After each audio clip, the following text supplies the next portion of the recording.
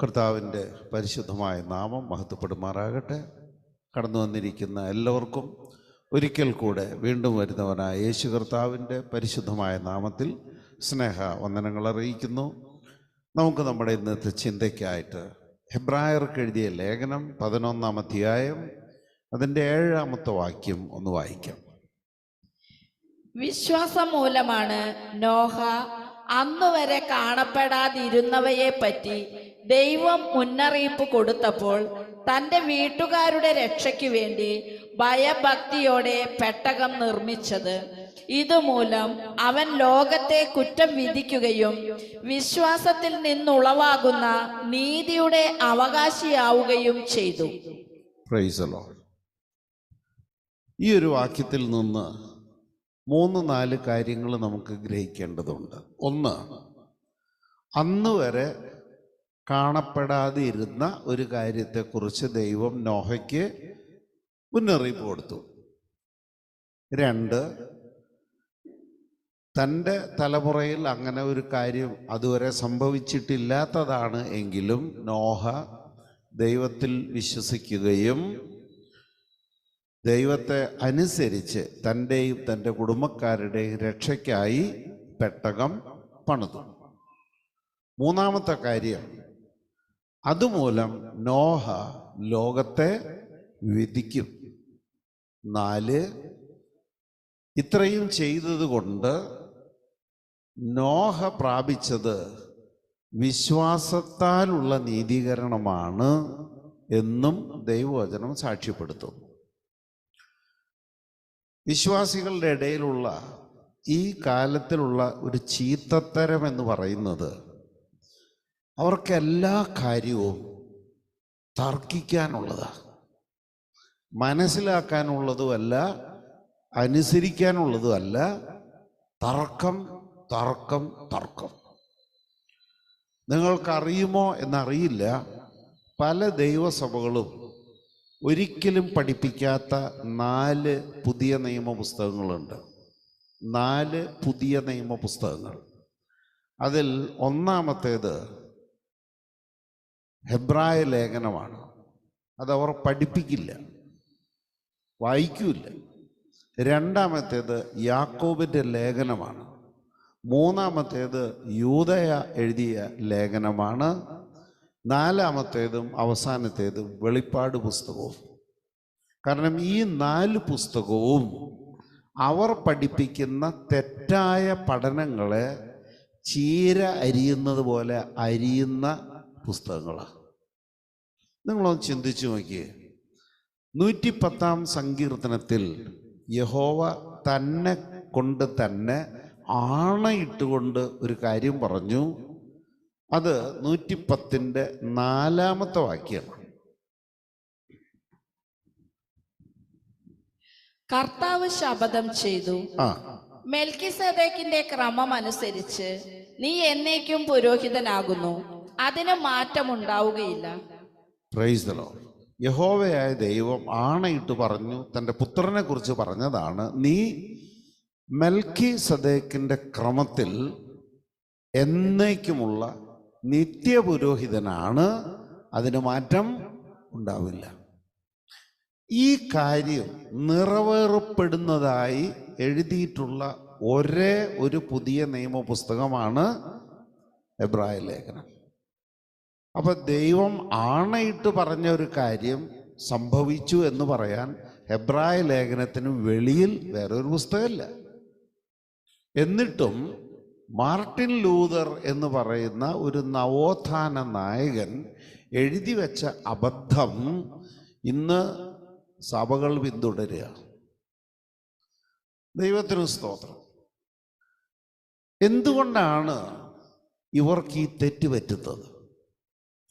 അവർ ആദ്യം ഒരു ഉപദേശം ഉണ്ടാക്കും, എന്നിട്ട് ആ ഉപദേശത്തിന് പറ്റിയ വചനം തപ്പിയെടുക്കും, എന്നിട്ട് അതിന് വിരുദ്ധമായ ഏതെങ്കിലും കാര്യം ഒരു പുസ്തകത്തിനകത്ത് കണ്ടാൽ അവർ ആ പുസ്തകം അങ്ങ് നിരോധിക്കും. അപ്പോൾ കാര്യം കഴിഞ്ഞല്ലോ. പക്ഷേ ഇവർ പഠിപ്പിക്കുന്ന എല്ലാ ആശയങ്ങളുടെയും തലയ്ക്ക് കൂടം കൊണ്ടടിക്കുന്ന ഒരു വാക്യമാണ് നമ്മളുടെ കുറിവാക്യം. എന്താണത്? അന്ന് വരെ കാണപ്പെടാതിരുന്ന കാര്യത്തെക്കുറിച്ച് നോഹയ്ക്ക് ദൈവം ഒരു മുന്നറിയിപ്പ് കൊടുത്തു. അപ്പൊ നോഹ എന്ത് ചെയ്തു? ദൈവമാണല്ലോ പറഞ്ഞത് എന്ന് വിശ്വസിച്ചുകൊണ്ട് അനുസരിച്ചു.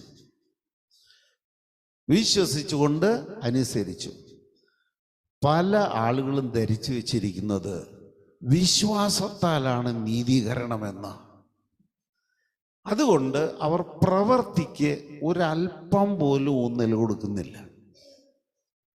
പക്ഷെ ബൈബിൾ ഈ അറ്റം മുതൽ ആ അറ്റം വരെ പഠിപ്പിക്കുന്നത് വിശ്വാസവും വിശ്വാസത്തിന് യോജിച്ച പ്രവൃത്തിയും കൊണ്ടല്ലാതെ ഒരു മനുഷ്യനും നിത്യജീവനിൽ കടക്കില്ലെന്നാണ്. ദൈവത്തിന് സ്തോത്രം. ഈ വായിച്ച വചനത്തിൻ്റെ ആദ്യ ഭാഗം തന്നെ ഒരു തർക്ക വിഷയമാണ്. എങ്ങനെയാണ് തർക്കിക്കുക എന്ന് പറഞ്ഞുതരാം. അന്ന് വരെ കാണപ്പെടാതിരുന്നവ എന്താണ്? അവിടുന്ന് തർക്കം തുടങ്ങും. ഒരു കൂട്ടർ പറയും, അന്ന് വരെ ഭൂമിയിൽ മഴ പെയ്തിരുന്നില്ല, ഭൂമി മഞ്ഞുകൊണ്ട് നനഞ്ഞിരുന്നതേ ഉള്ളൂ. പക്ഷെ എന്നിട്ടും നോഹ വിശ്വസിച്ചു, മഴ വന്നു, വെള്ളപ്പൊക്കമുണ്ടായി. വേറെ ഒരു കൂട്ടർ പറയുന്നത് നോഹയുടെ കാലത്ത് മഴയൊക്കെ ഉണ്ടായിരുന്നു, പക്ഷെ നോഹയുടെ കാലത്തിന് മുമ്പ് വെള്ളപ്പൊക്കം ഉണ്ടായിട്ടില്ല. അപ്പൊ ഇതിലേതാ ശരിയെന്ന് നമുക്കൊന്ന് പരിശോധിക്കണ്ടേ? വിശ്വാസത്തിലേക്ക് കടന്നു വന്ന ഏതൊരാളെയും പോലെ ഞാൻ വിശ്വസിച്ചതും പ്രസംഗിച്ചിരുന്നതും ഞാൻ കേട്ട കാര്യങ്ങളാണ്. അതുകൊണ്ട് ഞാൻ പോലും പ്രസംഗിച്ചു കാണും, അന്ന് വരെ നോഹയുടെ കാലം വരെ ഭൂമിയിൽ മഴ പെയ്തിരുന്നില്ല. നമുക്കൊന്ന് പരിശോധിച്ച് നോക്കണ്ടേ? ഈ വാക്യം നിങ്ങൾ വായിക്കേണ്ട, ഞാൻ വായിക്കാം. കാരണം ഞാൻ വായിച്ച രീതിയിൽ വായിക്കുകയാണെങ്കിൽ ആ ഒരു ദുരുപദേശത്തെ സാധ്യമാക്കാൻ പറ്റുള്ളൂ. നേരെ ചൊവ്വേ വായിച്ചാൽ നമ്മൾ പറഞ്ഞത് തെറ്റാണെന്ന് വരും. അതുകൊണ്ട് ഉൽപ്പത്തി പുസ്തകം 2-ാം അധ്യായം അതിൻ്റെ 5ഉം 6ഉം വാക്യങ്ങളിൽ നിന്ന് ഇഷ്ടമുള്ള വാക്കുകൾ മാത്രം തിരഞ്ഞെടുത്ത് ഞാൻ വായിക്കും. ഈ പറഞ്ഞ ഭാഗം നിങ്ങളുടെ പുസ്തകത്തിലുണ്ടോ എന്ന് നിങ്ങൾക്ക് പരിശോധിച്ച് നോക്കാം. ഉൽപ്പത്തി പുസ്തകം 2-ാം അധ്യായം അതിൻ്റെ 5ഉം 6ഉം വാക്യങ്ങളിൽ ഇങ്ങനെ കാണുന്നു. 5-ാം വാക്യത്തിൻ്റെ മധ്യഭാഗത്താണ് അത് കിടക്കുന്നത്. അവിടുന്ന് ഭൂമിയിൽ മഴ പെയ്ച്ചിരുന്നില്ല, കൃഷി ചെയ്യാൻ അത് വായിക്കണ്ട. അവിടുന്ന് ഭൂമിയിൽ മഴ പെയ്ച്ചിരുന്നില്ല, എന്നാൽ ഭൂമിയിൽ നിന്ന് ഒരു മൂടൽ മഞ്ഞുയർന്ന് ഭൂതലമെല്ലാം നനച്ചു. അങ്ങനെ വായിച്ചപ്പോൾ അത് കറക്റ്റല്ലേ? മഴ പെയ്ച്ചിരുന്നില്ല. പക്ഷെ ഇത് ഏത് കാലത്തെക്കുറിച്ചാണെന്ന് അന്വേഷിക്കാൻ ആരും മുതിരില്ല. കാര്യം എല്ലാവരും പ്രസംഗിക്കുന്ന എന്താണ്? തനിക്ക് മുമ്പേ പണ്ഡിതന്മാരായവർ എന്തു പറഞ്ഞുവോ അതങ്ങ് വിശ്വസിക്കും, അതങ്ങ് പ്രസംഗിക്കും. പക്ഷേ ആ 5ഉം 6ഉം 5-ാമത്തെ വാക്യം ഒന്ന് ബൈബിളിൽ നിന്ന് വായിച്ച്. ദൈവമായ കർത്താവ് ആകാശവും ഭൂമിയും സൃഷ്ടിച്ച നാളിൽ ഭൂമിയിൽ പുല്ലോ ചെടിയോ മുളച്ചിരുന്നില്ല. കാരണം അവിടുന്ന് ഭൂമിയിൽ മഴ പെയ്ച്ചിരുന്നില്ല. കൃഷി ചെയ്യാൻ മനുഷ്യനുണ്ടായിരുന്നുമില്ല. Price the Lord. അപ്പൊ ഈ മഴ പെയ്യാതിരുന്ന കാലം ഏതാ? മനുഷ്യനെ സൃഷ്ടിക്കുന്നതിന് മുമ്പുള്ള കാലത്തെ കാര്യം പറയുന്നത്. അത് നോഹയുടെ കാലത്തെ കാര്യമാണോ? അല്ലല്ലോ. അപ്പൊ ഈ കാലഗണന എന്ന് പറയുന്നത് ബൈബിളിൽ വളരെ ഇമ്പോർട്ടൻ്റ് ആയിട്ടുള്ളൊരു കാര്യമാണ്. അതിൻ്റെ 6-ാമത്തെ വാക്യം വായിച്ച്. എന്നാൽ ഭൂമിയിൽ നിന്ന് ഒരു മൂടൽ മഞ്ഞ് ഉയർന്ന് ഭൂതലമെല്ലാം നനച്ചു. ദൈവമായ കർത്താവ് ഭൂമിയിലെ പൂഴി കൊണ്ട് മനുഷ്യനെ രൂപപ്പെടുത്തുകയും ജീവന്റെ ശ്വാസം അവന്റെ നാസാരന്ധ്രങ്ങളിലേക്ക് നിശ്വസിക്കുകയും ചെയ്തു. Price the Lord. അപ്പോ ഈ മഴ പെയ്ച്ചിരുന്നില്ല എന്ന പ്രസ്താവന ഏത് കാലത്തേക്കാണ് ബാധകം? മനുഷ്യനെ സൃഷ്ടിക്കുന്നതിന് മുമ്പ്. അത് ശരിയാണ്. പക്ഷെ നോഹയുടെ കാലത്ത് മഴ പെയ്തിരുന്നോ? നോഹയുടെ കാലത്ത് ഇഷ്ടംപോലെ മഴ പെയ്തിരുന്നു. അതിനെങ്ങനെ തെളിവ് തരാം.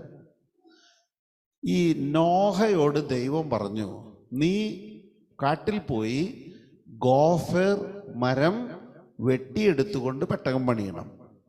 ഈ കാടുണ്ടാവണമെങ്കിൽ മഴ വേണ്ടേ? കാടുണ്ടാവണമെങ്കിൽ മഴ വേണ്ടേ? ആവർത്തന പുസ്തകത്തിൽ മോശ എഴുതിയ ഒരു കീർത്തനം കിടപ്പുണ്ട്. ആവർത്തന പുസ്തകത്തിൻ്റെ അവസാന ഭാഗത്തായിട്ടാണ് മോശയുടെ ഒരു കീർത്തനം കിടക്കുന്നത്. 32-ാമത്തെ അധ്യായത്തിൽ അതിൻ്റെ 2-ാമത്തെ വാക്യം വായിച്ചാട്ട്. എന്റെ വാക്കുകൾ ഹിമകണങ്ങൾ പോലെ പൊഴിയട്ടെ, അവ ഇളം പുല്ലിന്മേൽ മൃദുലമായ മഴ പോലെയും, പുല്ലിന്മേൽ മൃദുലമായ മഴ പോലെയും സസ്യങ്ങളുടെ മേൽ വർഷധാര പോലെയും ആകട്ടെ. Price the Lord. അപ്പൊ പുല്ലിന് നനയാൻ ചെറിയ മഴത്തുള്ളി മതി. മരങ്ങൾ വളരാനോ അത് വലിയ മഴ വേണം. അപ്പൊ വലിയ മഴ പെയ്തിരുന്നത് കൊണ്ടാണ് കാടുണ്ടായത്. അതുകൊണ്ടാണ് കാട്ടിൽ പെട്ടകമുണ്ടാക്കാൻ പാകത്തിലുള്ള പലകകൾ അറുത്തെടുക്കാവുന്ന വിധം തടിച്ച മരങ്ങളുണ്ടായത്. അപ്പോൾ എന്താണ് നമ്മൾ ഇതിൽ നിന്ന് മൊത്തത്തിൽ അനുമാനിക്കേണ്ടത്? നോഹയുടെ കാലത്ത് വെള്ളം പൊങ്ങി നാശമുണ്ടാകുന്നത് നോഹ കണ്ടിരുന്നില്ല. മഴ കണ്ടിരുന്നില്ല എന്നർത്ഥം നോഹ ഒരിക്കലും വെള്ളപ്പൊക്കം കണ്ടിരുന്നില്ല. പക്ഷെ എന്നിട്ടും ദൈവം അവനോട് പറഞ്ഞു, വെള്ളപ്പൊക്കം വരും. ആ വെള്ളപ്പൊക്കത്തിൽ നിന്ന് രക്ഷപ്പെടാൻ നീ ഗോഫേർ മരം കൊണ്ട് ഞാൻ പറയുന്ന അളവിൽ നീ ഒരു പെട്ടകമുണ്ടാക്കണം.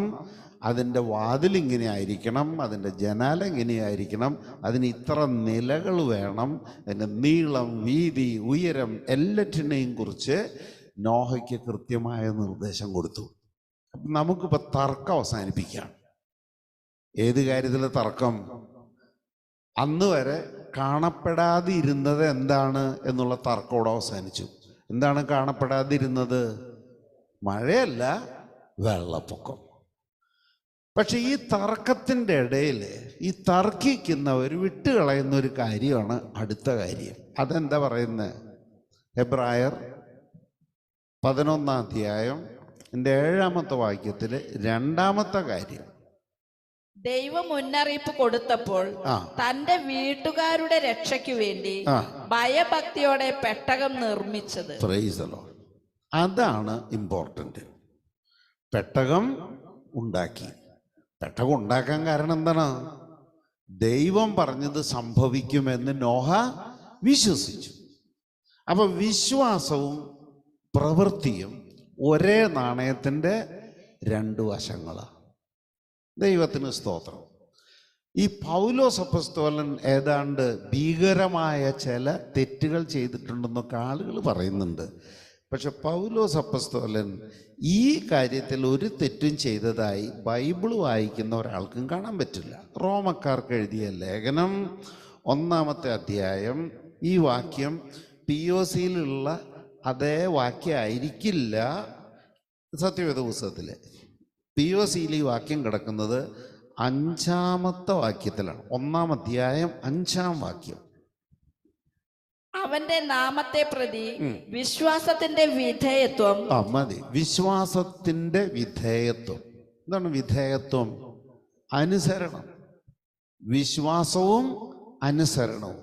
അപ്പൊ റോമാലേഖനം അതാണ് വിശ്വാസത്താലുള്ള നീതീകരണം, ജസ്റ്റിഫിക്കേഷൻ ബൈ ഫെയ്ത്ത് എന്ന ആശയം പഠിപ്പിക്കുന്നത് റോമാലേഖനത്തിൽ നിന്നാണ്. കാരണം പൗലോസ് അപ്പോസ്തലൻ എഴുതിയ ആദ്യത്തെ ലേഖനം അല്ല റോമാലേഖനം. അത് പൗലോസ് തൻ്റെ ജീവിതത്തിൻ്റെ ഏറെക്കുറെ അവസാന ഭാഗത്ത് എഴുതിയിട്ടുള്ള ലേഖനമാണ് റോമാലേഖനം. പക്ഷെ നമ്മൾ അപ്പോസ്തലിക ഉപദേശം എടുക്കുമ്പോൾ ആദ്യം കാണുന്ന ലേഖനം ഏതാണ്? റോമലേഖനം. എന്താ കാരണം? ഒരുവൻ വിശ്വസിച്ച് അനുസരിക്കുന്നില്ലെങ്കിൽ അവൻ്റെ കാര്യം കട്ടപ്പോക. ദൈവത്തിൻ്റെ പദ്ധതിയിൽ നിന്ന് തന്നെ അവൻ പുറത്താണ്. ഇത് ഉറപ്പിക്കാൻ വേണ്ടി പൗലോസ് അപ്പോസ്തലൻ ആ പുസ്തകത്തിൻ്റെ ആരംഭത്തിലും ആ പുസ്തകത്തിൻ്റെ അവസാനത്തിലും ഇതേ മുദ്ര വെച്ചു. ഇനി റോമക്കാർക്ക് എഴുതിയ ലേഖനത്തിൻ്റെ 16-ാം അധ്യായം എടുക്കുക. ഇവിടെയും ഈ വാക്യം ചിലപ്പോൾ ഈ തർജ്ജമയിൽ വരുന്ന വ്യത്യാസം കൊണ്ട് സത്യവേദ പുസ്തകത്തിൽ ഉണ്ടാകാൻ പോകുന്നത് ഈ വാക്യം ആകണം നിർബന്ധമല്ല. 16-ന്റെ 26 POC നിന്ന് വായിക്കേണ്ടത്.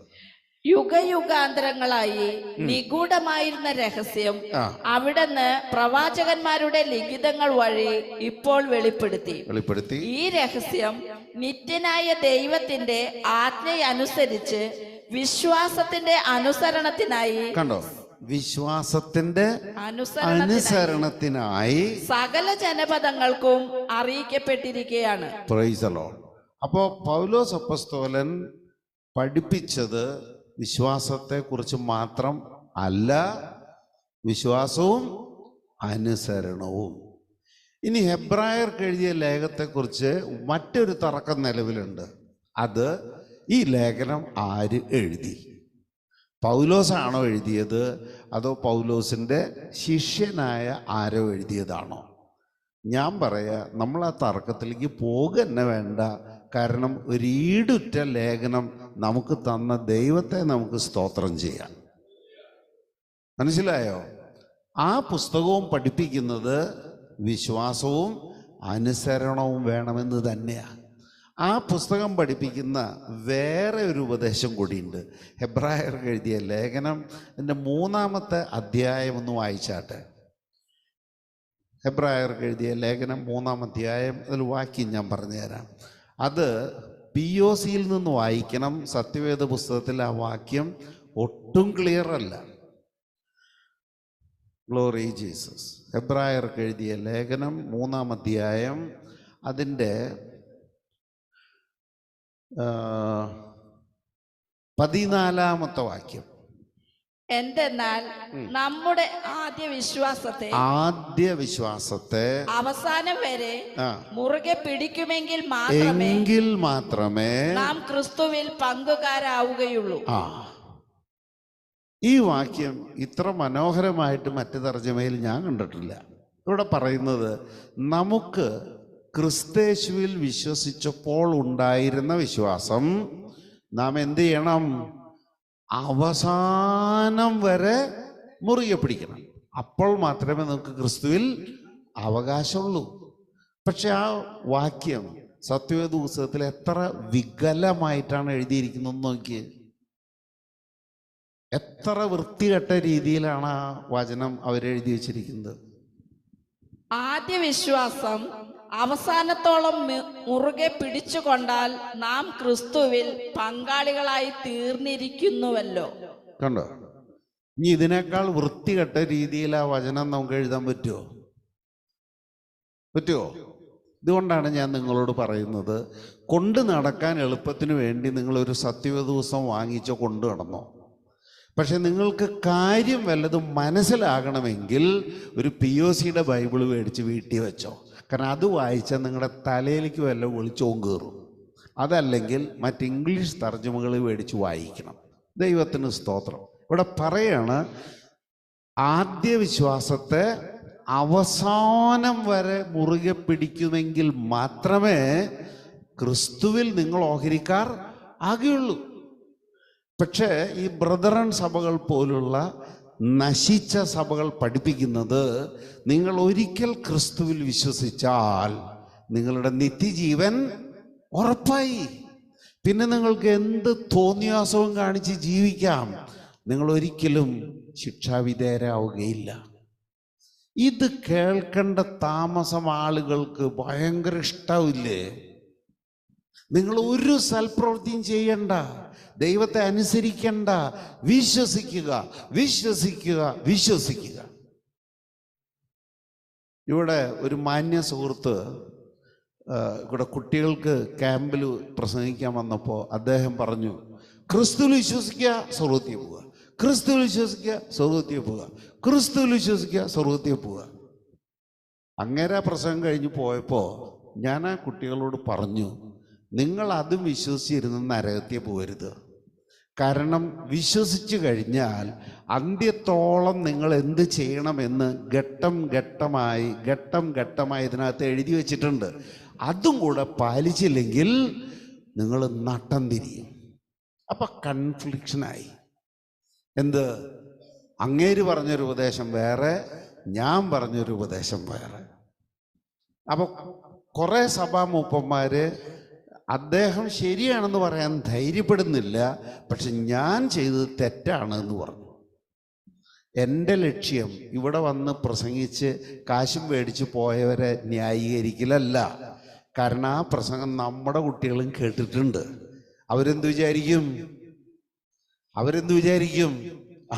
അതുകൊണ്ട് അടുത്ത യൂത്ത് ക്യാമ്പ് വരുമ്പോൾ ഞാൻ അവരോട് പറഞ്ഞു, ഞങ്ങളിവിടെ ഭക്ഷണം ഒരുക്കി തരാം, ലൈറ്റ്, സൗണ്ട്, ഇലക്ട്രിസിറ്റി, വെള്ളം, ഭക്ഷണം ഒക്കെ ഒരുക്കി തരാം. ഞങ്ങൾ പ്രസംഗിക്കില്ല. കാരണം നമ്മുടെ കുട്ടികളെ നമുക്ക് എങ്ങനെയും പഠിപ്പിക്കാം. മറ്റുള്ളവരുടെ ഉത്തരവാദിത്തം എനിക്കില്ല. ദൈവത്തിന് സ്തോത്രം. ഇപ്പം ലോകം പോകുന്ന പോക്ക് കണ്ടോ? മനസ്സിലായോ? ഇപ്പം ബെന്നി ഒരു എൻജിനീയറുടെ കാര്യം പറഞ്ഞു, കേട്ടില്ലേ നിങ്ങളൊക്കെ? ആ മനുഷ്യൻ കൂടെ എന്നെ വിളിക്കും. എന്നിട്ട് ചോദിക്കും, ബ്രദറെ നേരമുണ്ടോ? ഞാൻ പറയാം, എന്താ കാര്യം? എനിക്ക് ഇങ്ങനെ ഒരു കാര്യത്തിൽ സംശയമുണ്ട്. ചോദിച്ചു പറഞ്ഞു കൊടുത്തു. ഇപ്പം അങ്ങേർക്ക് ഈ ഡോക്ടർമാർ ഗുളിക കൊടുക്കുമ്പോൾ പറയില്ലേ, 1 വീതം 3 നേരം എന്നതുപോലെ ഈ മനുഷ്യൻ നിരന്തരം വിളിക്കുക. അദ്ദേഹവും ഒരു ദൈവസഭയിലെ വിശ്വാസിയാണ്. ഇപ്പോൾ പറഞ്ഞു കേട്ടില്ലേ, ആ സഭയുടെ പ്രധാനപ്പെട്ട കാര്യം സ്തോത്ര കാഴ്ചയാണ്. അത് 2 പ്രാവശ്യം എടുക്കും. എന്തിനാണ് 2 പ്രാവശ്യം എടുക്കണേ? വൈകി വരുന്നവർ ചിലപ്പോൾ ആദ്യത്തെ സ്തോത്ര കാഴ്ചയിൽ ഇട്ടുണ്ടാവില്ല. അപ്പോൾ അവരെ പിടിക്കാൻ വേണ്ടിയിട്ടാണ് അവസാനത്തെ പരിപാടി തുടങ്ങുന്നതിന് മുമ്പും ഒരു സ്തോത്ര കാഴ്ച. അപ്പം എന്തായി? ഇവന് ഒരു നിലയ്ക്ക് രക്ഷപ്പെടാൻ പറ്റില്ല. ഇവ നടുക്കണ്ടം തിന്നണ ആളാണെങ്കിൽ ഇവൻ പെട്ടും. കാരണം ഏതെങ്കിലും ഒരു സ്തോത്ര കാഴ്ചയിൽ ഇവൻ പെട്ടും. എൻ്റെ പ്രിയ ജനമേ, നമ്മൾ ഈ സഭയുടെ നടത്തിപ്പിനുള്ള പണത്തിന് വേണ്ടി എന്തിനാ ഇത് കിടന്ന് നട്ടം തിരിയുന്നത്? ഈ സഭ ആരുടെയാ? സഭ കർത്താവിൻ്റെ ആണെങ്കിൽ അത് കർത്താവ് നടത്തിക്കോളും. നമ്മൾ കർത്താവിൻ്റെ വേലക്കാരാണ്. കർത്താവ് പറഞ്ഞത് അനുസരിക്കേണ്ട ചുമതലയെ നമുക്കുള്ളൂ. ദൈവത്തിന് സ്തോത്രം. അതുകൊണ്ടാണ് നമ്മളിവിടെ ഈ സഭ ആരംഭിച്ച കാലം തൊട്ട് ഇന്ന് വരെ ഒരു കുഞ്ഞിനോടും പണം ചോദിച്ചിട്ടില്ലല്ലോ. എന്നിട്ട് ഈ സഭ ചെയ്യുന്നത് പോലെ സൽപ്രവൃത്തി ചെയ്യാൻ കഴിയുന്ന ഏതെങ്കിലും ഒരു സഭ എവിടെയെങ്കിലും നിങ്ങൾ കാണുകയാണെങ്കിൽ എന്നോടൊന്ന് പറഞ്ഞോളൂ. ഇതൊരു വെല്ലുവിളിയായിട്ടാണ് നിങ്ങൾക്ക് തരുന്നത്. Take it as A challenge. കാരണം നമ്മെ ദൈവം പ്രാപ്തരാക്കുകയാണ്. അല്ലാണ്ട് നമ്മളിവിടെ ആരും പണക്കാരല്ല. ദൈവത്തിന് സ്തോത്രം. നാം ദൈവത്തിൻ്റെ ഇഷ്ടം ചെയ്യുന്നവരാണെങ്കിൽ നമ്മെ കൊണ്ട് ദൈവം വൻ കാര്യങ്ങൾ ചെയ്യിക്കും. എനിക്ക് ആ കാര്യത്തിൽ ഒരു തർക്കമില്ല. ദൈവത്തിന് സ്തോത്രം. അപ്പം നോഹ അന്ന് വരെ കാണപ്പെടാതിരുന്ന വെള്ളപ്പൊക്കത്തെക്കുറിച്ച് ദൈവത്തോട് പറഞ്ഞപ്പോൾ നോഹ എന്ത് ചെയ്തു? അതാ വിശ്വസിച്ചു. എന്നിട്ട് ആ വിശ്വാസത്തെ തുടർന്ന് അവനനുസരിച്ചു.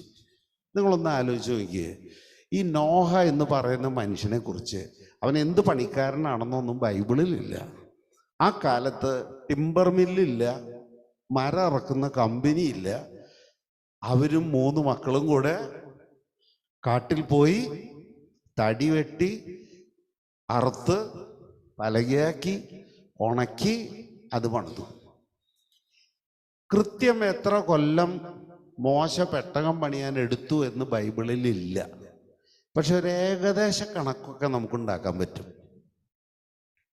ഉൽപ്പത്തി പുസ്തകം ഏകദേശ കണക്കാണ് കേട്ടോ, കൃത്യമായ കണക്ക് പറയാനൊന്നും ഞാൻ ആളല്ല.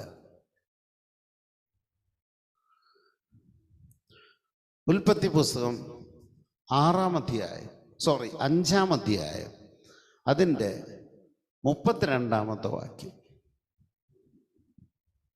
നോഹയ്ക്ക് 500 വയസ്സായതിനു ശേഷം ഷേം, ഹാം, യാഫത്ത് എന്നീ പുത്രന്മാരുണ്ടായി.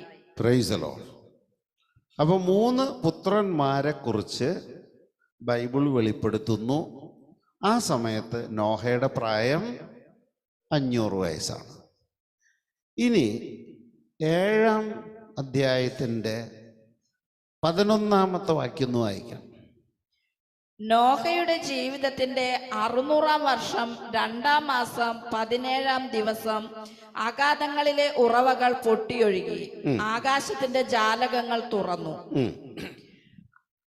40 രാവും 40 പകലും മഴ പെയ്തുകൊണ്ടിരുന്നു. Price the Lord. അപ്പോൾ വെള്ളപ്പൊക്കം ഉണ്ടായപ്പോൾ നോഹയ്ക്ക് 600 വയസ്സുണ്ടായിരുന്നു. എന്നാണ് പെട്ടകം പണി തുടങ്ങിയത് എനിക്കറിഞ്ഞുകൂടാ. പക്ഷെ ബൈബിളിൽ ഉള്ള തെളിവുകൾ വെച്ചുകൊണ്ട് ഏകദേശം 100 വർഷം എടുത്തിട്ടുണ്ട് ഈ പെട്ടകം പണിയാണ്. അതെങ്ങനെയാണ് ഉദ്ദേശിക്കുക? 6-ാം അധ്യായം എടുത്തു. Glory Jesus. 3-ാമത്തെ വാക്യം. അപ്പോൾ ദൈവമായ കർത്താവ് പറഞ്ഞു, എന്റെ ചൈതന്യം മനുഷ്യനിൽ എന്നേക്കും നിലനിൽക്കുകയില്ല. അവൻ ജഡമാണ്. അവന്റെ ആയുസ് 120 വർഷമായിരിക്കും. Price the Lord. ഇതിനെക്കുറിച്ച് ആളുകൾ പറയുന്നത്, ഈ നോഹയുടെ പെട്ടകം പണിയപ്പെട്ടതിന് ശേഷം, വെള്ളപ്പൊക്കം ഉണ്ടായതിന് ശേഷം ദൈവം മനുഷ്യൻ്റെ ആയുസ് 120 കുറച്ചു. അതിനു മുമ്പൊക്കെ ഒരുപാട്, ഇപ്പോൾ നോഹയൊക്കെ എത്ര 900 ചില്ലാനം കൊല്ലം ജീവിച്ചിട്ടുണ്ട്, അതുപോലെ 600 കൊല്ലം ജീവിച്ചവരുണ്ട്. പക്ഷെ ഈ വെള്ളപ്പൊക്കത്തിന് ശേഷം ദൈവം എന്ത് ചെയ്തു? മനുഷ്യൻ്റെ വയസ്സ് 120 കുറച്ചു. ആണോ എന്ന് നമുക്കൊന്ന് പരിശോധിച്ച് നോക്കാം. വെള്ളപ്പൊക്കമൊക്കെ കഴിഞ്ഞ് ഈ ജനം രക്ഷപ്പെട്ടു. എന്നിട്ട്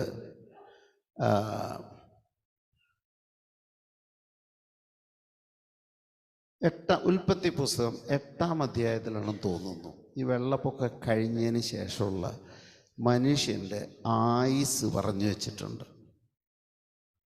11-ാം അധ്യായത്തിലാണോ?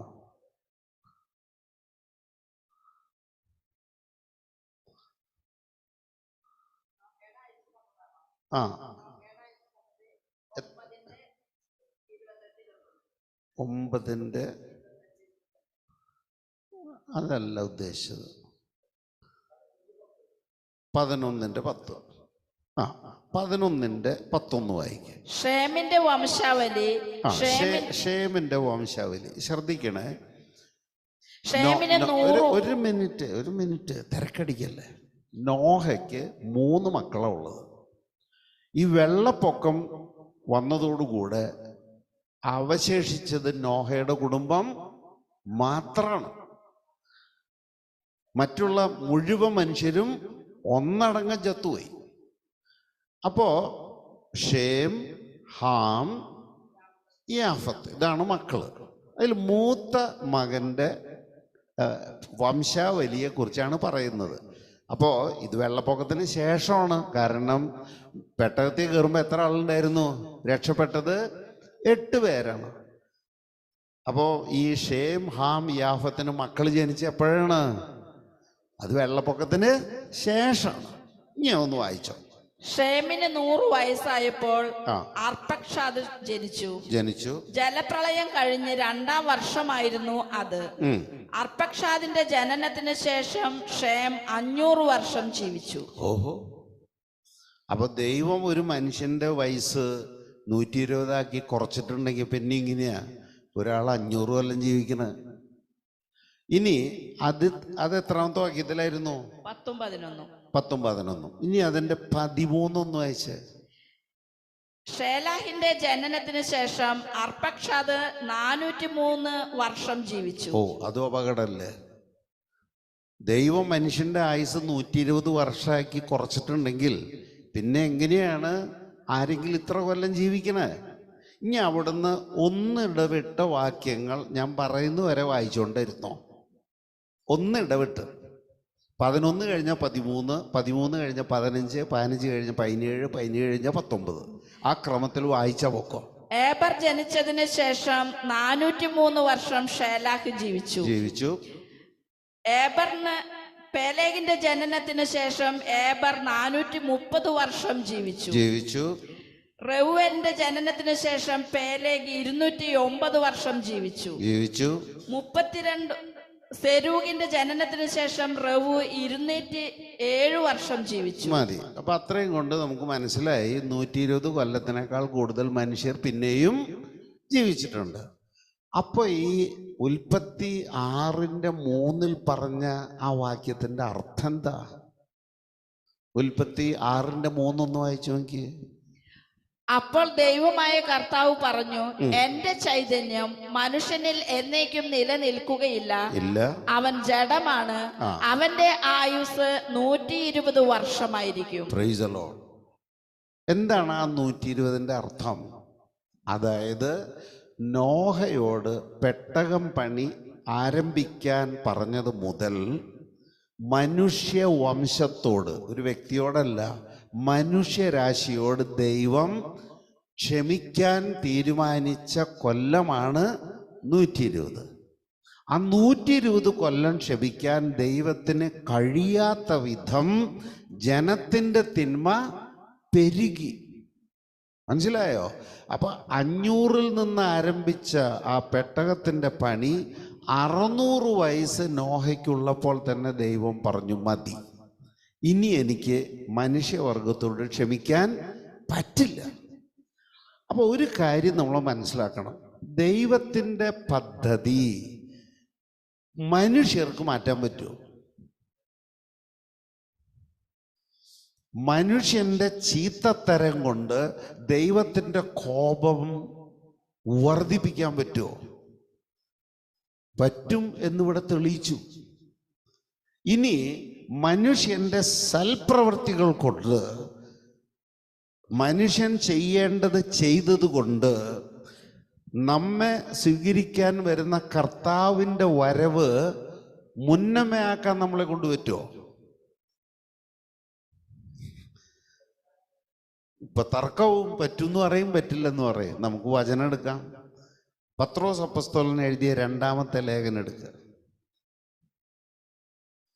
മനുഷ്യനെ ദൈവം മാനിക്കുന്നു. എല്ലാവരെയും മാനിക്കുന്നു എന്നല്ല ഞാൻ ഈ പറഞ്ഞത് കേട്ടോ. ദൈവത്തെ അനുസരിക്കുന്നവരെ ദൈവം അനുസരിച്ച ചരിത്രങ്ങൾ ഉണ്ട്. പത്രോസ് അപ്പോസ്തലൻ എഴുതിയ 2-ാമത്തെ ലേഖനം 3-ാമത്തെ അധ്യായം അതിൻ്റെ 12-ാമത്തെ വാക്യം ഒന്ന് വായിക്കാം. ആകാശം തീയിൽ വെന്ത് നശിക്കുകയും മൂലപദാർത്ഥങ്ങൾ വെന്തുരുകുകയും ചെയ്യുന്ന ദൈവത്തിന്റെ ആഗമന ദിവസത്തെ പ്രതീക്ഷിക്കുകയും ത്വരിതപ്പെടുത്തുകയും ചെയ്യും. Price the Lord. എന്താണ് ഈ ത്വരിതപ്പെടുത്തുക? ഫാസ്റ്റൺ. ആ വാക്ക് ഇംഗ്ലീഷിലുണ്ടോന്ന് നോക്കി. ഓ, നീ മറ്റേ കിട്ടേ, ആ ഇംഗ്ലീഷ് ഒന്ന് കിട്ടാനാ. Looking for and Hasting unto the coming of the day of God. അപ്പൊ ഹേസ്റ്റിംഗ് എന്താണ്? ഹേസ്റ്റിംഗ് എന്ന് വെച്ചാല് കർത്താവിൻ്റെ ആഗമന ദിനത്തെ മുന്നോട്ട് കൊണ്ടുവരിക എന്ന് വെച്ചാൽ ദൈവം അതിന് തൻ്റെ ഹൃദയത്തിൽ കണ്ട ഒരു ദിവസമുണ്ട്. ആ ദിവസത്തെ നമ്മൾ എന്ത് ചെയ്യണം? മുന്നോട്ട് കൊണ്ടുവരണം. അതതിൻ്റെ അർത്ഥമാണല്ലോ. ഇനി റോമാലേഖനം എടുക്കുക. അതിൽ നമുക്ക് എന്തെങ്കിലും പങ്കുണ്ടോ? ചെക്ക് ചെയ്യാം. 11-ാമത്തെ അധ്യായം, റോമ 11, 25-ാമത്തെ വാക്യം. സഹോദരരെ, ജ്ഞാനികളാണെന്ന് അഹങ്കരിക്കാതിരിക്കേണ്ടതിന് നിങ്ങൾ ഈ രഹസ്യം മനസ്സിലാക്കിയിരിക്കണം. Praise the Lord. നമ്മളോട് പറയണ, നമുക്ക് തന്നെ ഇടയ്ക്ക് തോന്നും നമ്മൾ ഭയങ്കര ജ്ഞാനികളാണ്, ഭയങ്കര അറിവാണ് നമുക്കെന്നൊക്കെ തോന്നും. അങ്ങനെ തോന്നാതിരിക്കേണ്ടതിന് ഈ ഒരു രഹസ്യം നിങ്ങൾ അറിയണം. എന്താണ് ആ രഹസ്യം? ഇസ്രായേലിൽ കുറെ പേർക്ക് മാത്രമേ ഹൃദയ കാഠിന്യം ഉണ്ടായിട്ടുള്ളൂ. അതും വിജാതീയർ പൂർണ്ണമായി സ്വീകരിക്കപ്പെടുന്നതുവരെ മാത്രം. അതിനുശേഷം ഇസ്രായേൽ മുഴുവൻ രക്ഷ പ്രാപിക്കും. Price the Lord. ഇസ്രായേൽ രക്ഷ പ്രാപിക്കുന്നത് അന്തിക്രിസ്തുവിന്റെ ഭരണത്തിലാ.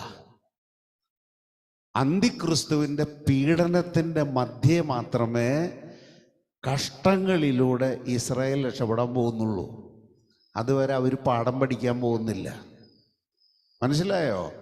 അപ്പോൾ ഈ കർത്താവിൻ്റെ വരവ് ത്വരിതപ്പെടുത്തണമെങ്കിൽ നാം എന്ത് ചെയ്യണം? അവിടെ പറഞ്ഞു കഴിഞ്ഞു. ജാതികളിൽ നിന്ന് ഇത്ര പേർ നിത്യതയിൽ കാണപ്പെടണം എന്ന് ദൈവത്തിൻ്റെ മനസ്സിൽ ഒരെണ്ണമുണ്ട്. ആ എണ്ണം എത്രയെന്ന് എനിക്കറിയില്ല, നിങ്ങൾക്കും അറിയില്ല. അപ്പം നാം സുവിശേഷ പ്രവർത്തനം ചെയ്ത് സ്വർഗത്തിന് യോഗ്യരായ ആളുകളെ മനസാന്തരപ്പെടുത്തി എടുത്താൽ കർത്താവ് മധ്യാകാശത്തിൽ വരും. മനസ്സിലായോ? ഇനി അതേ അധ്യായത്തിൽ വേറെ ഒരു കാര്യം കാണിച്ചു തരാം. അതിൻ്റെ 11-ാം അധ്യായത്തിൻ്റെ 15-ാമത്തെ വാക്യം. അവരുടെ തിരസ്കാരം ലോകത്തിന്റെ അനുരഞ്ജനമായെങ്കിൽ അതായത് യഹൂദൻ സത്യസുവിശേഷം തിരസ്കരിച്ചത് കൊണ്ടാണ് ഈ സുവിശേഷം ആരുടെ അടുത്തേക്ക് വന്നത്? ജാതികളായ നമ്മളുടെ അടുത്തേക്ക്. ഞാനും നിങ്ങളും ഒക്കെ ആരാണ്? ദൈവദൃഷ്ടിയിൽ ജാതികളാണ്. എന്നിട്ട് പറയാണ്, അവരുടെ തിരസ്കാരം നമ്മെ ദൈവം സ്വീകരിക്കാൻ കാരണമായി എങ്കിൽ അവരുടെ സ്വീകാരം എന്ന് വെച്ചാൽ അവരുടെ സ്വീകാരം ആരാണ്? അവർ യഹൂദർ, ഇസ്രായേൽ ദൈവത്തിന് സ്വീകാര്യരായി തീരുക എന്ന് വെച്ചാൽ മൃതരിൽ നിന്നുള്ള ജീവനല്ലാതെ മറ്റെന്തായിരിക്കും? കണ്ടോ? അപ്പൊ ക്രിസ്തു യേശുവിൽ മരിച്ചവർ ഉയിർക്കുന്ന ദിനം, അതല്ലേ കർത്താവ് താൻ ഗംഭീരനാദത്തോടും പ്രധാന ദൂതന്റെ അകമ്പടിയോടും ഗംഭീരനാദത്തോടും കൂടെ കർത്താവ് മധ്യാകാശത്തിൽ വരുമ്പോൾ അന്ന് വരെ മരിച്ചു മണ്ണായി കിടന്നവർ അക്ഷയരായി ഉയർത്തും. അന്ന് വിശുദ്ധിയിൽ ജീവിച്ചവർ കണ്ണടച്ച് തുറക്കുന്ന നേരം കൊണ്ട് രൂപാന്തരപ്പെട്ടും ക്രിസ്തുവിലേക്ക് എടുക്കപ്പെടും. അത് സംഭവിച്ചു കഴിഞ്ഞിട്ടാണ് 7 വർഷം ഈ ഭൂമിയെ ചവിട്ടി മെതിക്കാൻ അന്തിക്രിസ്തുവിനെ ദൈവം അനുവദിക്കുള്ളൂ. പക്ഷെ പണ്ഡിതന്മാർ പഠിപ്പിക്കുന്നത് ഇങ്ങനെയൊന്നുമല്ല. അവർ പഠിപ്പിക്കുന്നത് ദൈവത്തിൻ്റെ സഭ പീഡനത്തിലൂടെ കടന്നു പോകുമെന്നാണ്. അവരാ പറഞ്ഞതിനോട് എനിക്ക് എതിർപ്പില്ല. കാരണം അവരുടെ സഭ അതിലൂടെ പോകും, നമ്മുടെ സഭ പോവരുത്. മനസ്സിലായോ? 7 സഭകൾക്ക് കർത്താവ് ദൂത് എഴുതിയിട്ടുണ്ട്. അതിൽ 6-ാമത്തെ ദൂത് എടുക്കാം. വെളിപ്പാട് പുസ്തകം 3-ാം അധ്യായം. ഫിലദൽഫിയ സഭ എന്ന് പറയുന്നൊരു സഭയുണ്ട്. ഒന്ന് വായിച്ചോ. 3:7. ഫിലദൽഫിയയിലെ സഭയുടെ ദൂതന് എഴുതുക.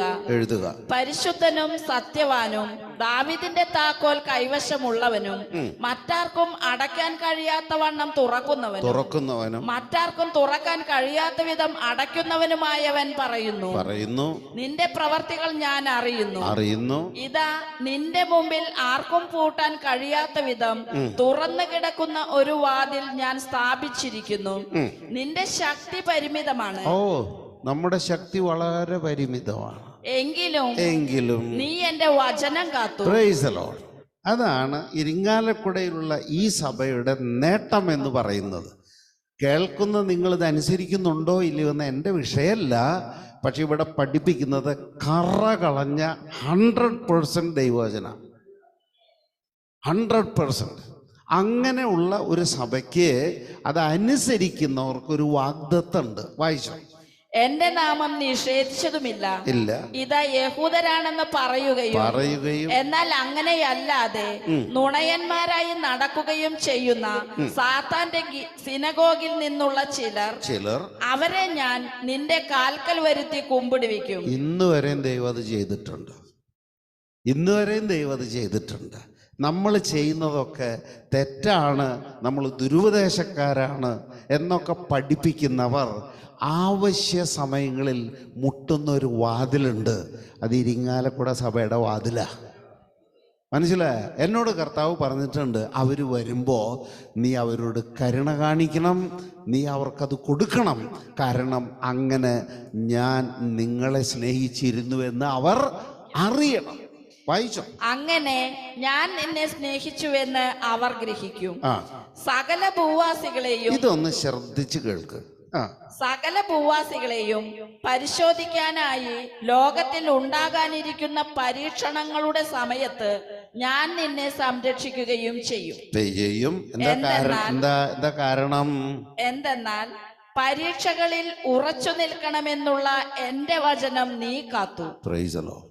അന്തിക്രിസ്തുവിനെ ചവിട്ടി മെതിക്കാൻ ഫിലാദൽഫിയ സഭയെ ദൈവം വിട്ടുകൊടുക്കില്ല.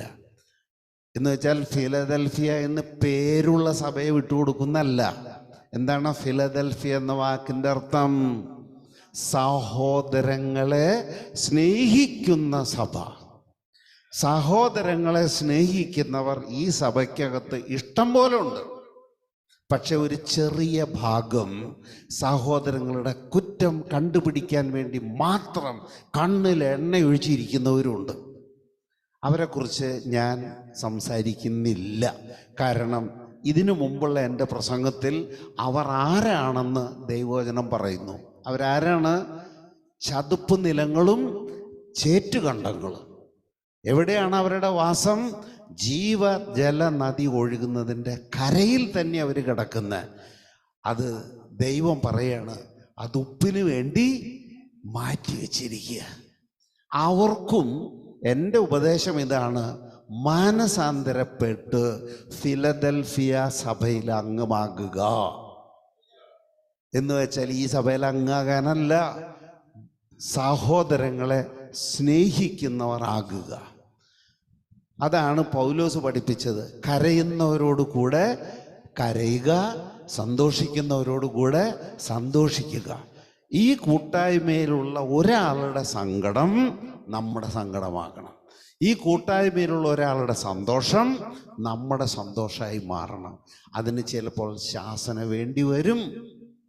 ഞാൻ കടുത്ത ശാസന ചെയ്തിരുന്ന ഒരാളാണ്. ഇനി ആ ശാസന കൂടുകയല്ലാതെ കുറയും എന്ന് നിങ്ങൾ വിചാരിക്കേണ്ട.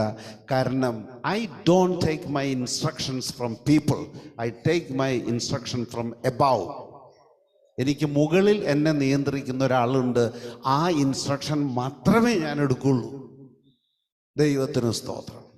എഴുതി തന്നൊരു വചന പുസ്തകം ഇവിടെ ഉണ്ട്. ഇതനുസരിച്ചാണ് കാര്യങ്ങൾ പോവുള്ളൂ. അത് സ്യൂട്ടബിൾ അല്ല എന്ന് തോന്നുന്നവർക്ക് they can leave. അവരുടെ പ്രസൻസ് ഇവിടെ ആവശ്യമില്ല. I make it myself very clear. ഒരു സംശയത്തിനും ഇടയില്ലാത്ത വിധം. ദൈവത്തിന് സ്തോത്രം. മനസ്സിലായോ? അപ്പൊ കർത്താവിൻ്റെ സഭ ഒരിക്കലും പീഡനത്തിലൂടെ കടന്നു പോവില്ല. അത് കർത്താവിൻ്റെ മണവാട്ടിയാണ്. ആ മണവാട്ടി സഭയിലേക്കാണ് നോഹയെ ദൈവം എഴുന്നള്ളിച്ചു കൊണ്ടുവരുന്നത്. നമ്മൾ ആ വായിച്ച വാക്യത്തിന്റെ അവസാന ഭാഗത്തേക്കൊന്ന് പോയി. ഇതുമൂലം എന്ന് വെച്ചാൽ ആ വിശ്വാസവും അതിന് യോജിച്ച പ്രവൃത്തിയും ചെയ്ത നോഹയെ ദൈവം മനസാക്ഷി യുഗത്തിൽ നിന്നെടുത്ത് ന്യായപ്രമാണത്തിന് മുകളിലൂടെ കടത്തി എവിടെ കൊണ്ടുവന്നു വെച്ചു? വായിക്ക്. ഇതുമൂലം അവൻ ലോകത്തെ കുറ്റം വിധിക്കുകയും വിശ്വാസത്തിൽ നിന്നുളവാകുന്ന നീതിയുടെ അവകാശിയാവുകയും ചെയ്തു. Price the Lord. എന്ന് വെച്ചാൽ നോഹ ഒരിക്കലും കണ്ടിട്ടില്ലാത്ത, കേട്ടിട്ടില്ലാത്ത, അനുഭവിച്ചറിഞ്ഞിട്ടില്ലാത്ത യേശു ക്രിസ്തുവിന്റെ മണവാട്ടി സഭയിൽ ഒരു അംഗമാണ് Noah. Would you believe it? Would you believe it? അവൻ ജീവിച്ചിരുന്ന കാലം ഏതാ? ന്യായപ്രമാണത്തിന് മുമ്പുള്ള കാലം. ഒരു നിയമവും അന്ന് മനുഷ്യർക്ക് ദൈവം കൊടുത്തിട്ടില്ല. അവർക്കൊക്കെയും അവരവരുടെ മനസാക്ഷിയിൽ തോന്നിയതുപോലെ ചെയ്യാമായിരുന്നു. എന്നിട്ടും ഈ മനുഷ്യൻ എന്ത് ചെയ്തു? തന്നോട് പറഞ്ഞത് ദൈവമാണ്, ദൈവം പറഞ്ഞത് കൊണ്ട് അത് സംഭവിക്കും എന്നവൻ വിശ്വസിച്ചു. എത്ര പരിഹാസം ആ കുടുംബം അന്ന് നിലവിലുള്ളവരുടെ ഇടയിൽ അനുഭവിച്ചു കാണും. ഒന്ന് മനസ്സിലിട്ട് നോക്ക്.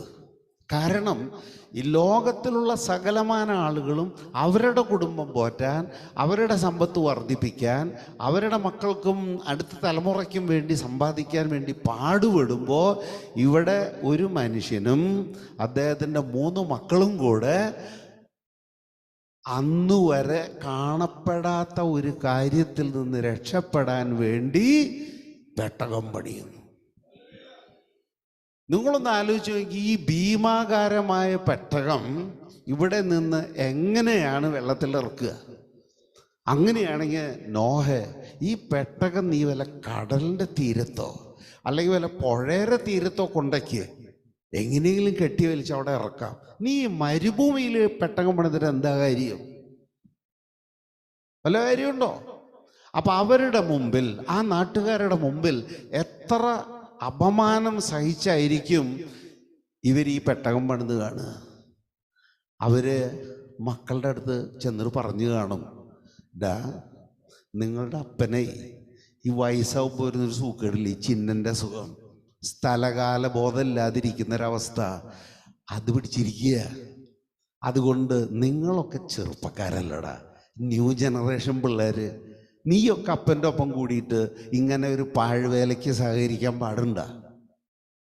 അവർ പറഞ്ഞു കാണും, ഞങ്ങളുടെ അപ്പനോട് സംസാരിച്ചത് യഹോവയാണ്, അതുകൊണ്ട് ഞങ്ങളുടെ അപ്പൻ ചെയ്യുന്നത് പാഴ്വേല അല്ല, അതുകൊണ്ട് ഞങ്ങൾ അപ്പൻ്റെ കൂടെ നിന്ന് പെട്ടകം പണിയും. മനസ്സിലായോ?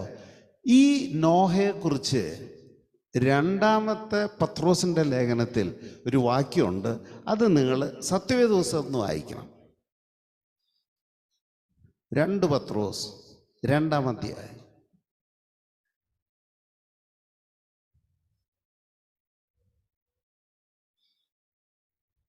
Glory Jesus.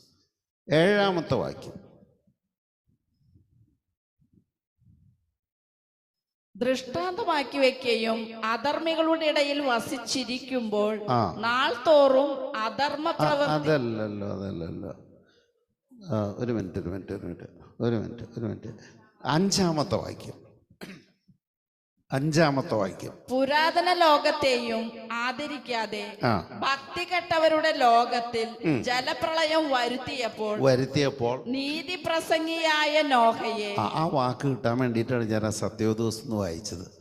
എന്താണ് നോഹയെ കുറിച്ച് എഴുതിയിരിക്കുന്നത്? നീതി പ്രസംഗിയായ നോഹ. എന്താണ് നോഹ പ്രസംഗിച്ച നീതി? എന്താണ് നോഹ പ്രസംഗിച്ച നീതി? നോഹ പ്രസംഗിച്ച നീതി ദൈവം പറഞ്ഞതുപോലെ വെള്ളപ്പൊക്കം വരും, അതുകൊണ്ട് ഞങ്ങൾ ഈ പണിയുന്ന പെട്ടകത്തിൽ നിങ്ങൾക്കും കയറാം. കയറിയവരൊക്കെ രക്ഷപ്പെടും, കയറാത്തവരൊക്കെ മുങ്ങിച്ചാവും. ഇതാണ് നോഹയ്ക്ക് പറയാനുള്ളത്. ഇത് പറയാൻ വേണ്ടി നോഹ സൗണ്ട് സിസ്റ്റം വാടകയ്ക്ക് എടുത്ത് സൈക്കിളും വെച്ച് വിട്ടിന്ന് പോയില്ല. അവൻ ചെയ്യുന്ന പ്രവൃത്തി ബോഷത്തരമാണെന്ന് അവനെ കളിയാക്കാൻ വന്നവരോട് കയ്യിലുള്ള ഉള്ളിയും ചിറ്റിയും നിലത്ത് വെക്കാതെ അവൻ ഈ സത്യം പറഞ്ഞു. മനസ്സിലായോ? ഈ സത്യം എനിക്കും നിനക്കും പറയാനുള്ള സത്യമാണ്. എന്താണ് സത്യം? യേശു ക്രിസ്തു വരും. യേശു ക്രിസ്തുവിൽ വിശ്വസിച്ച് സൗജന്യമായ പാപക്ഷമ നേടി ദൈവമാർഗത്തിൽ ജീവിക്കുന്നവർക്ക് ക്രിസ്തുവിനോടുകൂടെ പോകാം. ഇത് ഈ തലമുറയിൽ നമ്മെ ഏൽപ്പിച്ചിരിക്കുന്ന ദൗത്യ. പക്ഷെ നമ്മൾ ആരോടെങ്കിലും പറയൂ, ജോസേട്ടാ ഒന്നും ഞങ്ങളെ കൊണ്ട് കഴിയില്ല, ഞങ്ങളിവിടെ ഞായറാഴ്ച വന്ന് ഇവിടെ ഇരുന്ന് കൊട്ടുകയും പാടുകയൊക്കെ ചെയ്യാം. അല്ലാണ്ട് ആരോടും ഇത് പറയാൻ ഞങ്ങൾ തയ്യാറല്ല. എന്തിന് ഒരു ലഘുലേഖ കൊടുക്കാൻ പോലും ഞങ്ങൾ തയ്യാറല്ല.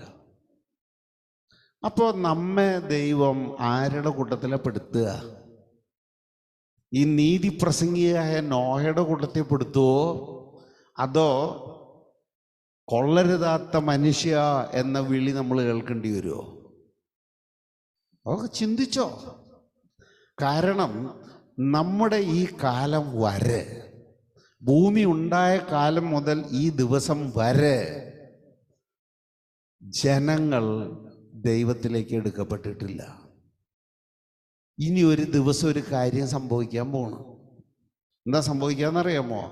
ഒരു ദിവസം നമ്മൾ പുലർന്ന് എഴുന്നേൽക്കുമ്പോൾ നമ്മളുടെ പ്രിയപ്പെട്ടവൾ കൂടെയില്ല. അപ്പോൾ ഇവിടെ ഇരിക്കുന്ന പുരുഷന്മാർ വിചാരിക്കും അവൾ ചിലപ്പോൾ ടോയ്ലറ്റിൽ പോയതാവും.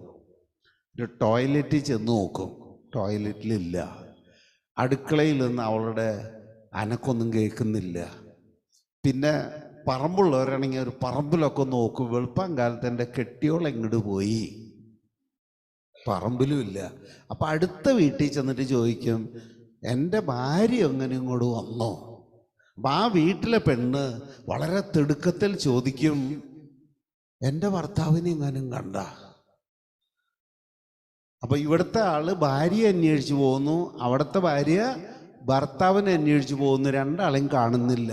അപ്പോൾ അപ്പുറത്തെ വീട്ടിലെ പെണ്ണ് നെഞ്ഞത്തടിച്ച് പറയും, ഓ ഇത് രണ്ടും കൂടെ അടുത്തിരുന്നിട്ട് ഇങ്ങനെ ഒരു കൊലച്ചതി ചെയ്തില്ലേ എന്ന് ചോദിക്കും. കാരണം അവരുടെ മനസ്സിൽ എന്താണ്, ഇത് രണ്ടും കൂടെ ഒളിച്ചോടിപ്പോയി എന്നാണ് അവർ ചിന്തിക്കുക. പക്ഷേ മണിക്കൂറുകൾക്കുള്ളിൽ അവർ ചില വാർത്തകൾ കേൾക്കാൻ തുടങ്ങും. ആകാശത്ത് കൂടെ പോയിരുന്ന പ്ലെയിൻ അത് ദാണ്ടെ കിടക്കുന്നു കുഴിയിൽ. എന്താ കാരണം? പൈലറ്റ് പോയി. ഓടിക്കൊണ്ടിരുന്ന ബസ് എവിടെയോ ഇടിച്ച് തകർന്നു, കാരണം ഡ്രൈവർ പോയി. ഇത് ലോകമുണ്ടായ അന്ന് തൊട്ട് ഇന്ന് വരെ സംഭവിക്കാത്ത കാര്യമാണ്. മനസ്സിലായോ? അതുകൊണ്ട് വേണമെങ്കിൽ വിശ്വസിച്ച് പ്രവർത്തിച്ചോ. വെറും വിശ്വാസമല്ല, വിശ്വസിച്ച് പ്രവർത്തിച്ചാൽ നാം എടുക്കപ്പെടും. തള്ളപ്പെടുന്ന ദൈവസഭ അന്തിക്രിസ്തുവിനാൽ പീഡിപ്പിക്കപ്പെടും.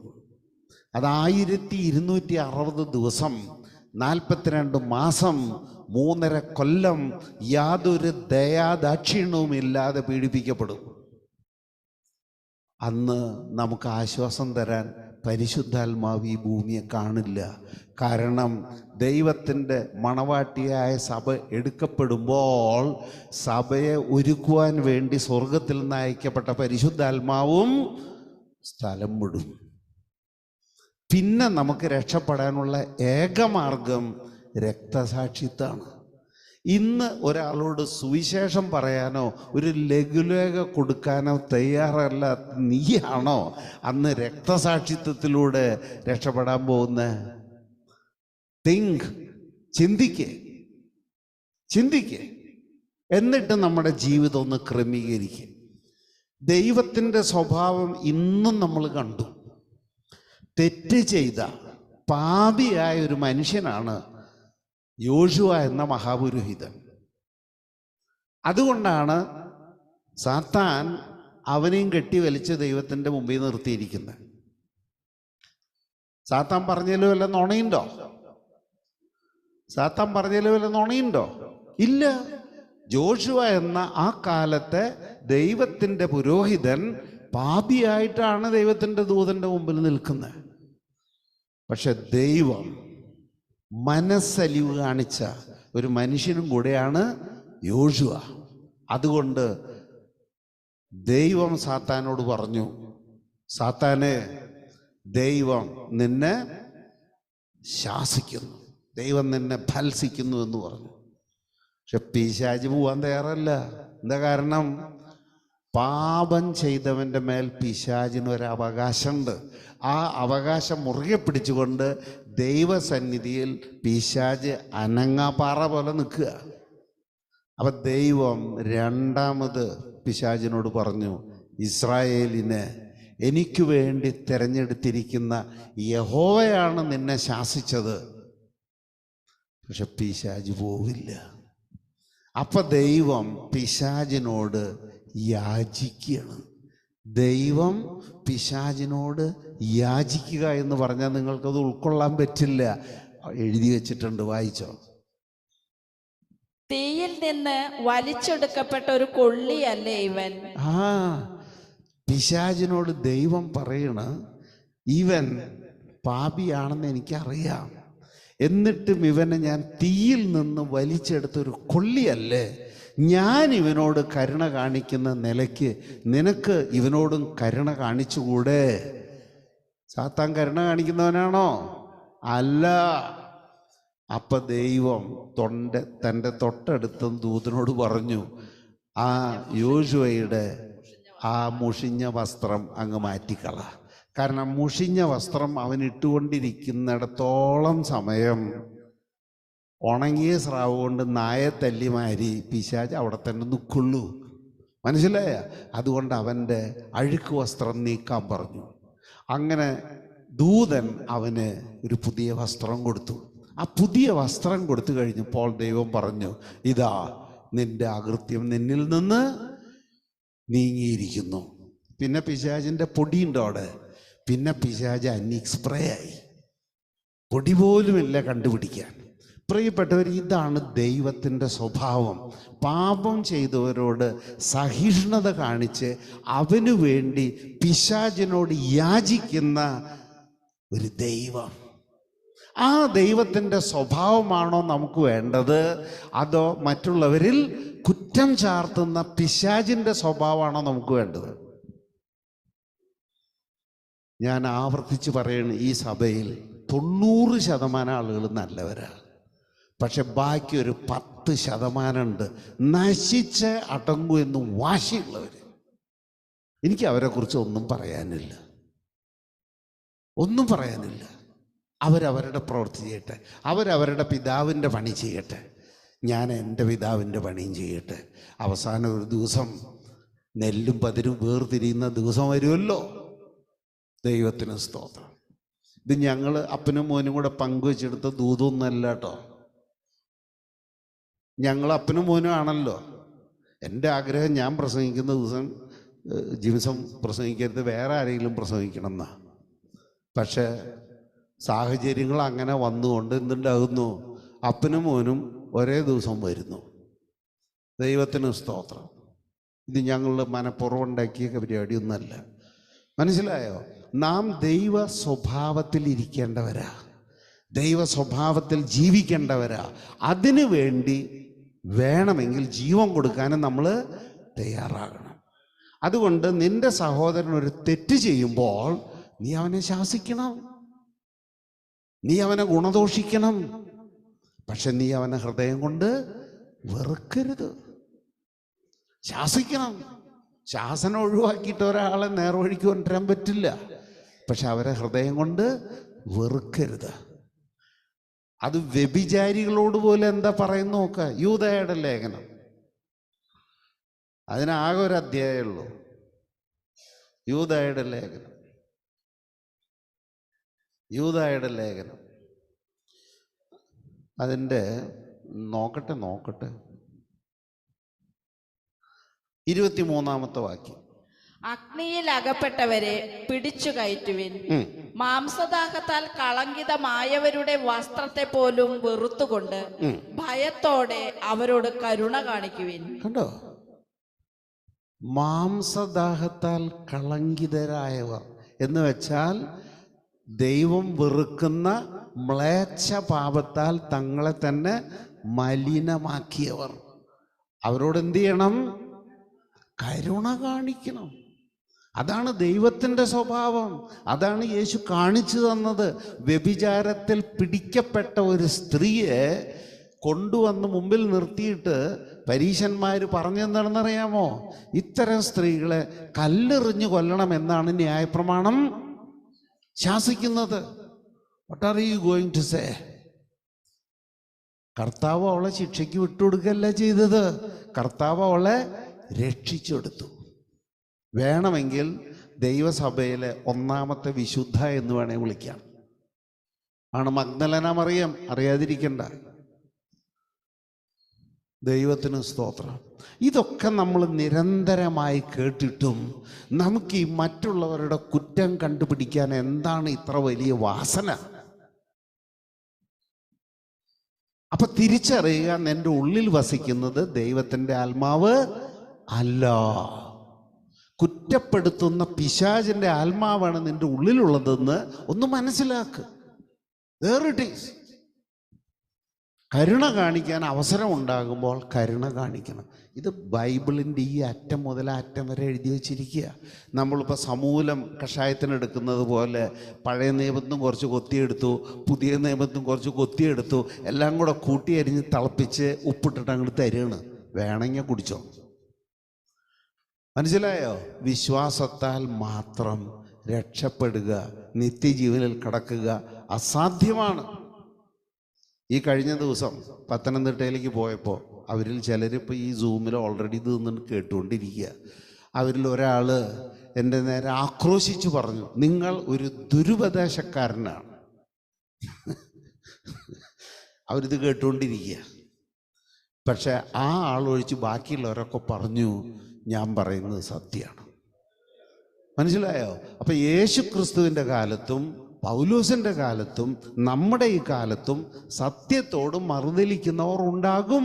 അവരുണ്ടാകട്ടെ. പക്ഷെ നമ്മൾ അങ്ങനെ നശിക്കേണ്ടവരല്ല. നാം സഹോദരങ്ങളെ സ്നേഹിച്ച് അവരുടെ കുറവുകളെ പരിഹരിച്ച് അവരെ ശാസിച്ച് അവരെ ഗുണദോഷിച്ച് ഒപ്പം കൂട്ടണം.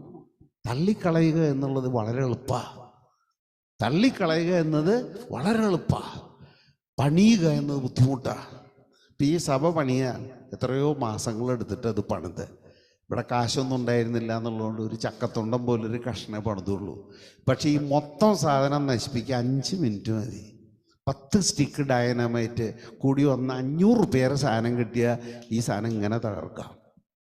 പ്രിയപ്പെട്ടവരെ, പണിയുന്നത് ബുദ്ധിമുട്ടാണ്, തകർക്കുന്നത് എളുപ്പമാണ്. മനസ്സിലായോ? നമ്മെ ദൈവം ആക്കി വെച്ചിരിക്കുന്നത് പണിയാനാണ്, ടു ബിൽഡ് അപ്പ്, അല്ലാണ്ട് ഉള്ളതിനെ തകർക്കാനല്ല. ദൈവത്തിന് സ്തോത്രം. ഈ ദിവസങ്ങളിൽ ഞാൻ ദൈവത്തിൽ നിന്ന് സ്വീകരിക്കുന്ന സന്ദേശങ്ങൾ ഇതാണ്. എന്നോട് പറയുന്നത്, നീ നിന്റെ വാളിൻ്റെ മൂർച്ച കൂട്ടുക, വെട്ടേണ്ടടുത്ത് വെട്ടുക, നശിക്കേണ്ടത് നശിക്കും, തടവിൽ പോകേണ്ടത് തടവിൽ പോകും. You don't worry. ദൈവത്തിന് സ്തോത്രം. പ്രിയപ്പെട്ടവരെ, നോഹ തൻ്റെ തലമുറയിൽ ചെയ്തത് ഈ തലമുറയിൽ ചെയ്യാനാണ് ദൈവം നമ്മെ നിർത്തിയിരിക്കുന്നത്. ഏറ്റവും ശ്രേഷ്ഠമായത് നമുക്ക് വേണ്ടി ദൈവം കരുതി വെച്ചതുകൊണ്ടാണ് ഈ നോഹയ്ക്ക് പോലും തൻ്റെ വാഗ്ദത്ത നിവൃത്തി ദൈവം സാധിച്ചു കൊടുക്കാത്തത്.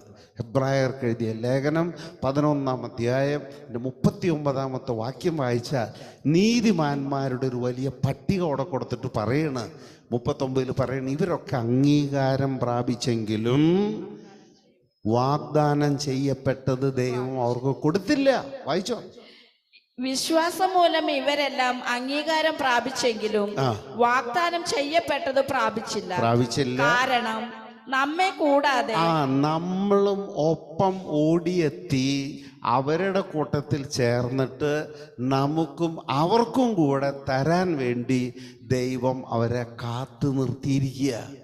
ആയിരക്കണക്കിന് കൊല്ലമായി നോഹ അംഗീകാരം പ്രാപിച്ചെങ്കിലും വാഗ്ദത്ത നിവൃത്തി പ്രാപിച്ചിട്ടില്ല. എന്താ കാരണം? നമ്മെ കൂടാതെ അവർ പരിപൂർണരാക്കപ്പെടരുത് എന്ന് കണ്ട്. രക്ഷാപൂർത്തി എന്ന് വെച്ചാൽ രക്ഷയുടെ പൂർത്തീകരണം എന്ന് പറയുന്ന നിത്യജീവന, അത് പ്രാപിക്കരുത് എന്ന് വെച്ച് ദൈവം നമുക്കായി കുറെ കൂടെ ശ്രേഷ്ഠമായവ നേരത്തെ കണ്ടുവച്ചിരുന്നു. Price the Lord. പ്രിയപ്പെട്ടവരെ, ആബേൽ മുതലുള്ള സകല നീതിമാന്മാരും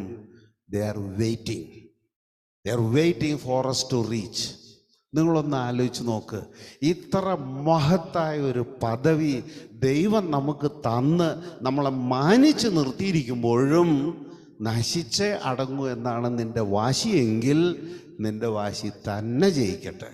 ദൈവമായ കർത്താവ് ഈ നല്ല വചനങ്ങളാൽ നമ്മെ അനുഗ്രഹിക്കും, ലക്ഷ്യസ്ഥാനത്തെത്തുവോളം കരം പിടിച്ച് നടത്തട്ടെ എന്ന് പ്രാർത്ഥിക്കുകയും ചെയ്യുന്നു. നമുക്ക് എഴുന്നേറ്റ് നിന്നുകൊണ്ട് ഒരു ഗാനം ചേർന്ന് പാടി ദൈവത്തെ മഹത്വപ്പെടുത്താം.